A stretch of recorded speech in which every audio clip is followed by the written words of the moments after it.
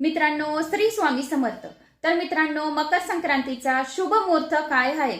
तर मकर संक्रांतीचा शुभ मुहूर्त 14 जानेवारी बुधवारी 2026 या दिवशी पुण्यकालचा समय हा 3:13 तर 5:46 सुरू होणार आहे पुण्यकालचा समय।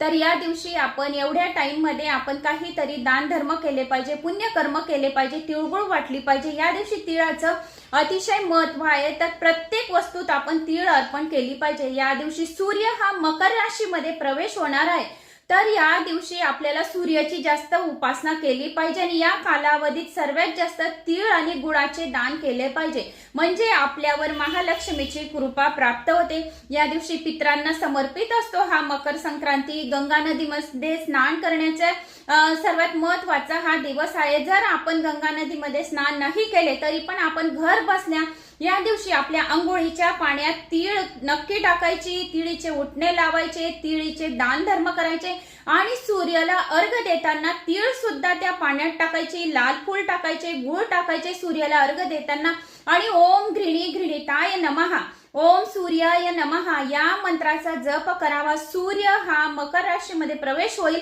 तर हा दिवस अतिशय महत्वाचा मानला जातो। तर या दिवशी सर्वात जास्त सूर्याची उपासना करावी आणि या दिवशी मांस मदिरा कोणाचे मन नाही दुखवायचे, होऊ शकेल तेवढे सर्वात जास्त दान करावे। जी वस्तू तुम्हाला यथाशक्ती दान करता येईल तर या दिवशी सर्वात जास्त दान करावे। 3:13 तर 5:46 सर्वात जास्त हा पुण्यकालचा समय दान धर्म करण्यासाठी महत्वाचा आहे। तर मित्रांनो, मला अशी आशा आहे की तुम्हाला माझा हा व्हिडिओ आवडल्यास लाईक शेअर सबस्क्राईब नक्की करा। श्री स्वामी समर्थ।